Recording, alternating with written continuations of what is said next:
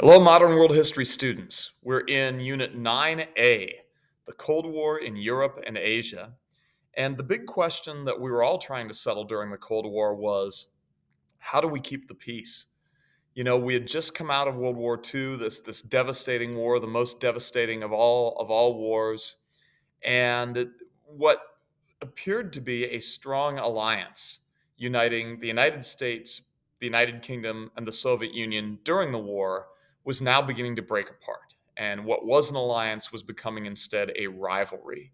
And that's really what the Cold War ended up being about, a rivalry between what we called the free world on one hand, which was led by the United States, along with our allies, the British and Western European democracies, and then on the other hand, the communist bloc or the Soviet bloc, on the other hand, which was led by the Soviet Union and their Eastern European allies.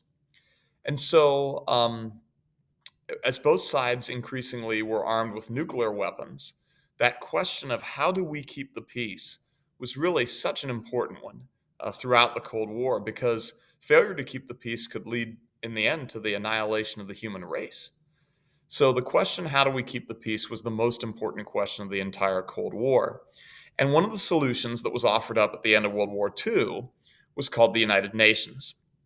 So this is section number 3, the United Nations. And we're just going to introduce you to the structure of the United Nations and its purposes.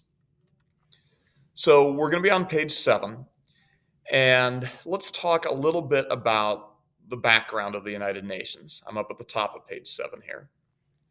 So remember that after World War I, there had been an organization called the League of Nations. And the League of Nations was the idea of Woodrow Wilson, President of the United States. And Woodrow Wilson had insisted, had really pushed hard for the creation of the League of Nations because he hoped that the League would provide a way to avoid a future war that would be like a repeat of World War I. The idea, if you remember, was that the League of Nations would provide a forum where countries could settle their disputes peacefully and through negotiation rather than resulting to war and violence. Also, if you remember, Woodrow Wilson's League of Nations was supposed to have a sort of a military function. It was supposed to function as a kind of a super alliance where all of the members would agree to protect all the other members. In the event of one member being attacked, all the members of the League of Nations were supposed to respond and assist that country. Well, of course, it didn't work out. The United States never joined the League of Nations. Other powerful countries that were going to end up being troublemakers in the world, like Germany and Japan, were going to drop out of the League of Nations. And when it came time to stand up to Germany and Japan and Italy, when they were being aggressive in the years prior to World War II, the League of Nations failed. And as a result, World War II came. It was even more devastating than World War I. So at the beginning of World War II, the League of Nations disbanded, and it disbanded as a failure. So as World War II then progressed, again, an American president, President of the United States, this time Franklin D. Roosevelt. So that's the man who you see in the picture right here. Franklin D. Roosevelt, President of the United States during most of World War II, he conceived of a better version of the League of Nations, or what he hoped, at least, would be a better version of the League of Nations. It would be called the United Nations, and he wanted to take steps to ensure that the most powerful in the countries in the world, including and especially the United States, would be members of this United Nations, and to sort of ensure that the United Nations would do a better job of keeping the peace than the League of Nations had done. The real trick, Franklin D. Roosevelt knew by the end of World War II and before he died, was that the United States alone could not lead the League of Nations, but that the League would fail if the Soviet Union was not also a part of the League of Nations. And so at the Yalta Conference, which you learned about in class, which was held in February of 1945, at the Yalta Conference, Franklin D. Roosevelt approached Joseph Stalin, and he explained his concept for the League of Nations to Joseph Stalin, and he spelled out the reasons why it was essential for both the United States and the Soviet Union to be members of the United Nations. Stalin was open to the idea, but like just about everything else, he wasn't sort of very open about anything. Stalin wasn't very open about anything. He was sort of a deliberately secretive person. He believed that you put yourself at a disadvantage when you sort of put all your cards on the table and let people you're negotiating with know exactly what you were thinking.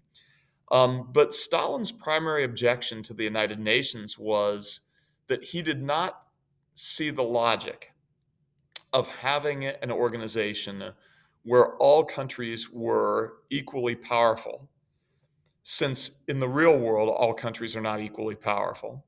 So, for example, in the League of Nations, every country had one vote, regardless of how powerful they were, how big they were, how strong they were.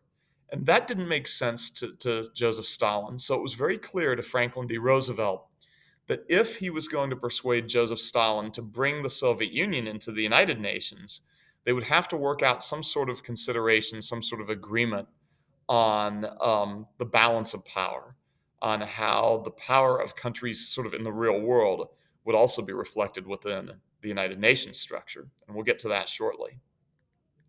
But for what it's worth, just to preview, Roosevelt did work that out, and the Soviet Union did become members of the League of the United Nations. So immediately upon the formation of the United Nations in 1945, immediately we can see that it will be a stronger organization than the League of Nations, because the two most powerful countries in the world, the United States and the Soviet Union, will be part of it. As a result of Franklin D. Roosevelt's negotiations, the United States and the Soviet Union will be part of it, which is something that the League of Nations could never have. The other thing about the United Nations that made it a sort of better organization than the League was that it had a mission that went beyond just preventing war. So let's talk about the three major functions of the United Nations. Okay, so one of them, of course, is preventing wars. And one of the major functions, arguably the most important function of the United Nations, is to prevent future wars. Again, to provide a forum and a structure for countries that had conflicts to negotiate peaceful resolutions to those conflicts rather than resorting to war and violence. So that, of course, is one major function. However, the United Nations has additional functions. So another function of the United Nations is to promote the protection of human rights. So whatever you think human rights are, you know, the right to freedoms like freedom of speech, freedom of the press, political rights like the right to vote, the right to participate in government, the right to protest when government is doing something you don't like. Um, some would argue the right to shelter, the right to food, the right to education. You know, whatever we define as human rights, the United Nations is committed to expanding those and ensuring that they're protected for all people all around the world. And then a third function of the United Nations will be to promote development, to promote the development of countries uh, economically, to help countries to make progress in providing better quality of life for their people, whether that's through industrialization, whether that's through the development of infrastructure like electrical power and piped water and sewer systems, whether it's through providing of human infrastructure like healthcare and education. The United Nations is also committed to promoting development amongst all the nations of the world in order to improve people's quality of life. So those are really the three main functions of the UN: preserve peace, um, protect and encourage the protection of people's human rights all around the world, and promote development to improve people's quality of life around the world. So let's move on.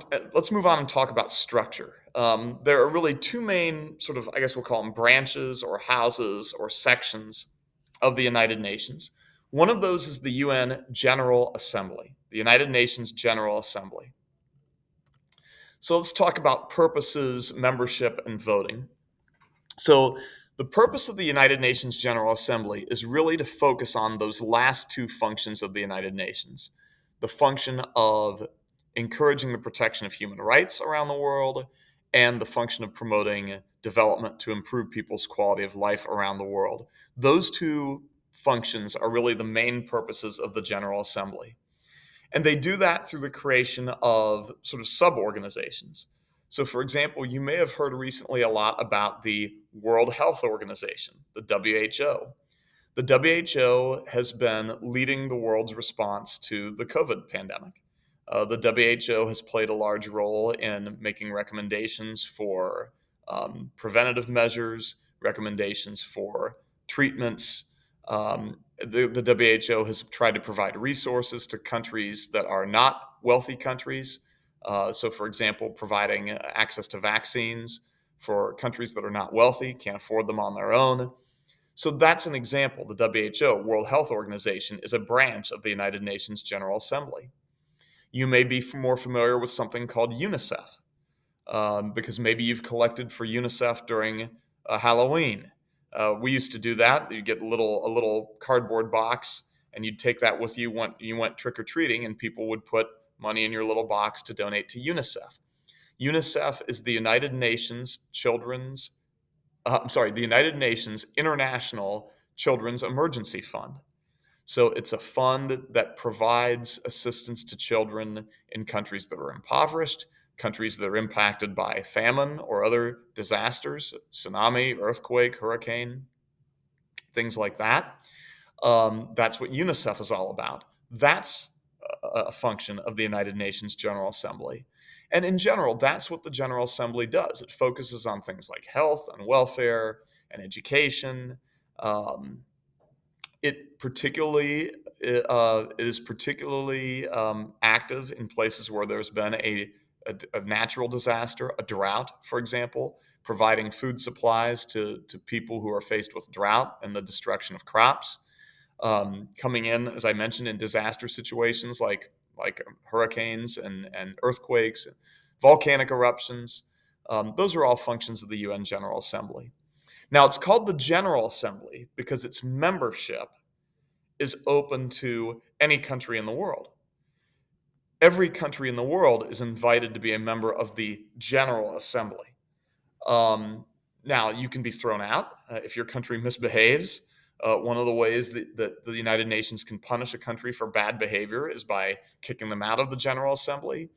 But under normal conditions, every country in the world is eligible for membership in the General Assembly. So the membership is every country. And voting in the General Assembly is equal. In the General Assembly, every country has one vote, regardless of their population, regardless of their wealth, regardless of their power, military power, and influence in the world. Every country has just one vote. Now, you remember Joseph Stalin. Joseph Stalin, of course, thought that was absurd. He thought it was absurd that powerful countries would only have one vote, the same as not very powerful countries. And so when the United Nations General Assembly was first created, the Soviet Union actually was, in order to get Joseph Stalin's agreement to be part of the United Nations, the Soviet Union was actually given four votes in the General Assembly. Well, after all, the Soviet Union was a union of republics. So, in a compromise, it was agreed that the Soviet Union would get four votes, representing the four largest Soviet republics. Russia, Ukraine, Belarus, and I don't even know what the fourth one really was that they were thinking of. But now, of course, the Soviet Union doesn't exist, and all of those republics actually are independent countries. And so they all have their own vote now. But in the General Assembly, each country gets just one vote. Now, the other sort of branch or wing or department of the United Nations is the United Nations Security Council. And the Security Council is much smaller. So the purpose of the Security Council is to focus on security, peacekeeping, and also, therefore, one of the major functions of the United Nations Security Council is to punish countries that violate the peace. So countries that are countries that threaten other countries, countries that invade other countries, countries that perhaps incite civil wars in other countries, or support one side or another in a civil war in another country. So countries that are a threat to the security of other countries can be punished. And the United Nations Security Council, that's one of their functions, is to punish those countries that are a threat to the security of other countries. So the UN Security Council's focus is preserving peace, um, uh, and in doing so, sometimes in preserving peace and security for innocent countries, it has to punish, or what's called sanction. It has to sanction um, countries that are a threat to the peace, rogue countries. Now, usually that does not immediately start with military action. Usually that would start with what are called sanctions. So sanctions are when you take a vote. Maybe the United Nations Security Council will take a vote to instruct all the members of the United Nations not to trade with a certain country. Don't buy things from this country. Don't sell things to this country. So, for example, for a time, Iran, because it was pursuing nuclear weapons, was subject to United Nations Security Council trade sanctions. The United Nations Security Council voted to instruct all the members of the United Nations not to buy oil from Iran. That would cripple Iran's economy. So, since Iran was seen as being a threat to the security of other nations in the region, they were punished by the UN Security Council with sanctions. Members of the UN were instructed not to buy weapons from, or not to buy oil from Iran. So that's an example. Usually, when the Security Council is looking to punish a country that is violating the peace or threatening security, they don't start with war.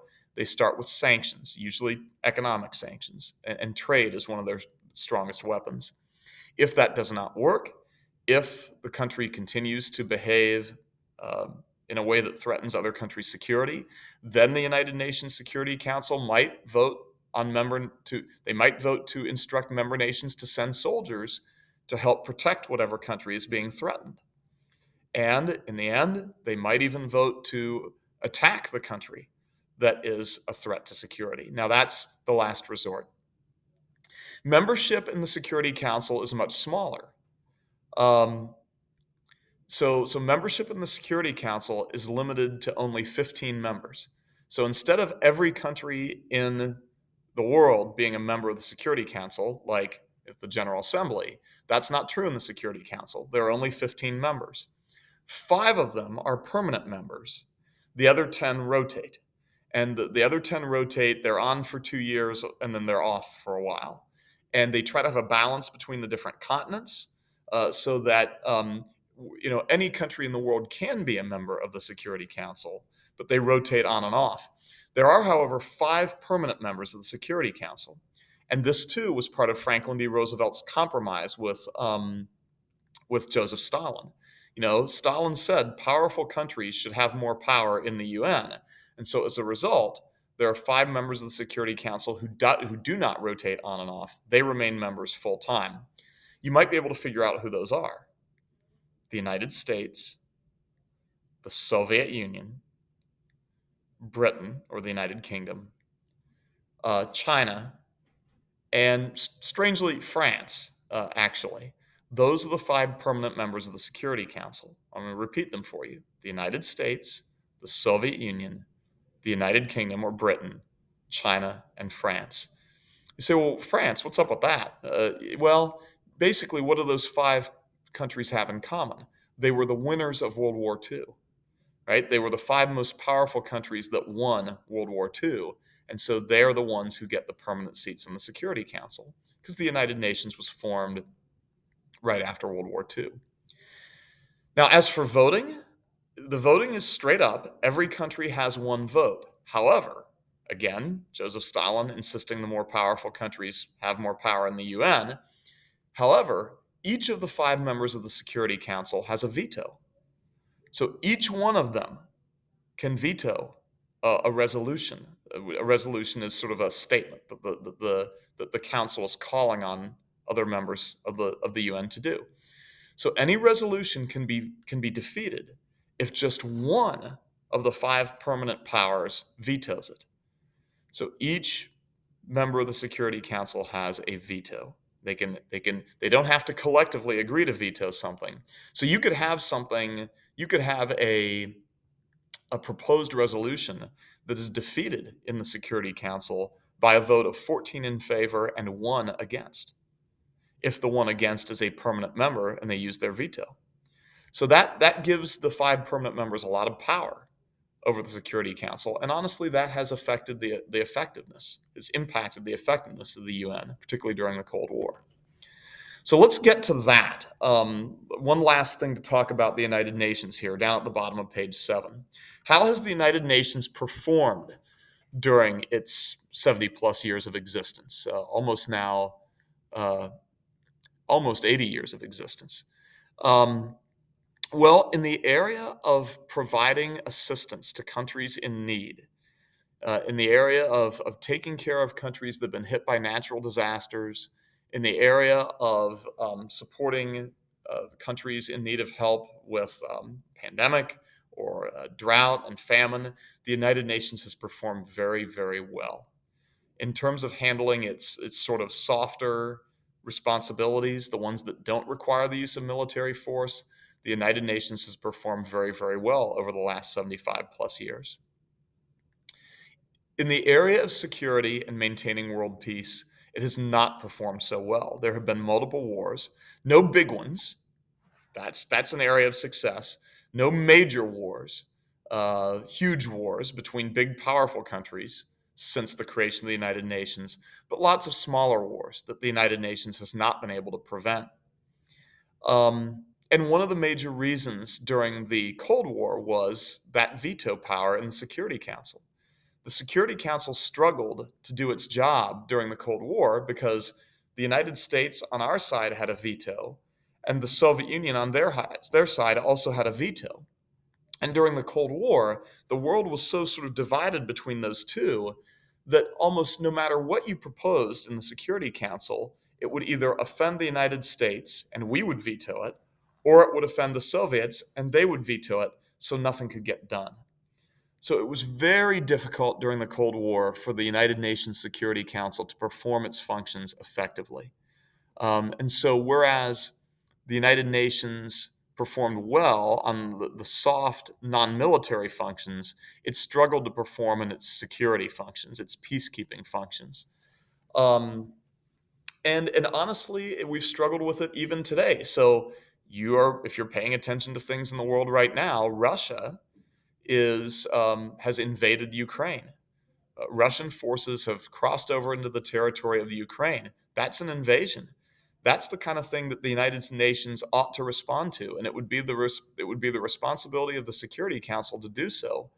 But now that the Soviet Union is gone, Russia now has their seat in the Security Council, and it has their veto power. So regardless of how much Russia deserves to face sanctions from the United Nations for their invasion of Ukraine, it can't happen because any proposed resolution to sanction or punish Russia for its invasion of the Ukraine will simply be vetoed by the Russians. So that helps to illustrate the struggles of the United Nations in performing its security functions, not just in the Cold War, but even still today. The veto power in the Security Council held by the 5 permanent members makes it very difficult.